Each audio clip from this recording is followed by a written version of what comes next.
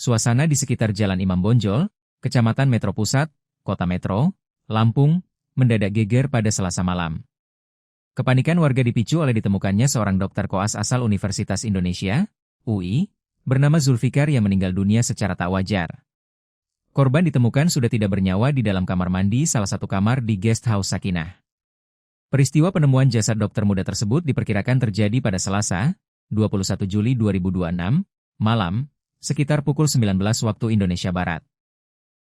Sontak saja, penemuan mayat ini langsung dilaporkan ke pihak kepolisian setempat untuk penanganan lebih lanjut.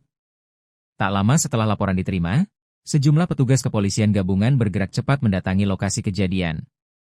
Mobil ambulans juga disiagakan di area penginapan guna proses evakuasi jenazah korban. Tim kepolisian langsung melakukan penyisiran dan olah tempat kejadian perkara, TKP, secara tertutup di area kamar mandi tempat korban ditemukan.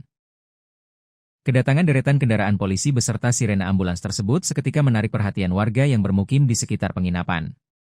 Rasa penasaran membuat sejumlah warga berdatangan dan menyemut di sekitar lokasi untuk menyaksikan proses evakuasi dari dekat. Dede, salah seorang warga setempat yang berada di lokasi, menceritakan detik-detik awal saat situasi di sekitar penginapan mulai berubah mencekam. Ia mengaku tidak menyangka penginapan yang biasanya tenang itu mendadak diramaikan oleh petugas keamanan dan tim medis. Dede menuturkan bahwa tanda-tanda adanya kejadian luar biasa tersebut mulai terlihat sekitar pukul 21 waktu Indonesia Barat. Saat itu, sebuah mobil ambulans tiba dengan membunyikan sirene yang cukup keras dan memancing perhatian orang-orang di sekitar. Sekitar jam 21 WIB, saya melihat ada mobil ambulans, ujar Dede saat memberikan kesaksiannya di lokasi kejadian, Rabu, 22 Juli 2026. Ia menambahkan, keberadaan ambulans malam itu terasa cukup tidak biasa dari hari-hari umumnya. Posisinya kok tumben menghidupkan sirine, tutur Dede menggambarkan keheranannya saat itu. Petugas medis yang membawa ambulans tersebut bertindak cepat setelah kendaraan terparkir sempurna di halaman penginapan. Terus mengeluarkan ranjang pasien dan langsung masuk ke dalam, lanjut Dede menceritakan kronologi yang disaksikannya. Menurut Dede, selama proses evakuasi berlangsung, suasana di area penginapan terasa sangat tertutup dan tegang. Baik pihak pengelola Guest House Sakinah maupun aparat kepolisian yang berada di lokasi belum memberikan keterangan resmi saat itu.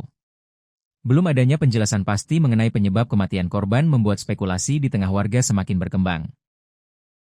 Kondisi tersebut tak ayal membuat masyarakat sekitar semakin penasaran dengan peristiwa mengenaskan yang sebenarnya terjadi di dalam kamar. Di tengah kesibukan petugas, Dede mengaku sempat mendengar berbagai desas-desus yang beredar riuh di antara kerumunan warga. Salah satu kabar yang berembus kencang adalah dugaan mengenai waktu pasti meninggalnya sang dokter muda. Korban diduga kuat sudah mengembuskan napas terakhirnya beberapa hari sebelum akhirnya ditemukan oleh pihak penginapan.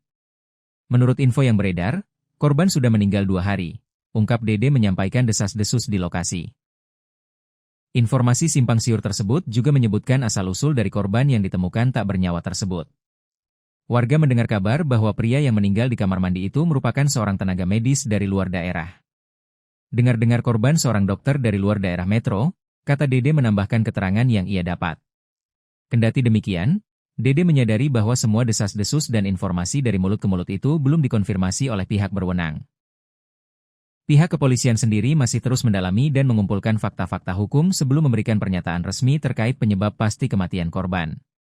Proses pemeriksaan, olah TKP, hingga penyiapan jenazah oleh tim Inafis dan aparat kepolisian berlangsung cukup memakan waktu hingga larut malam. Dede menceritakan bahwa kawasan di sekitar Guest House Sakinah yang semula sangat sepi perlahan-lahan dipadati oleh gelombang warga.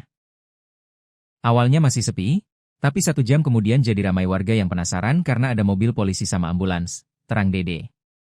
Kerumunan massa baru mulai terurai setelah proses pemindahan jenazah korban ke dalam mobil ambulans benar-benar selesai dilakukan secara keseluruhan. Sekitar jam 22.30 sampai jam 23 WIB jasadnya baru selesai dimuat ke ambulans, pungkas Dede mengakhiri kesaksiannya terkait peristiwa yang menggemparkan warga Metro Pusat tersebut.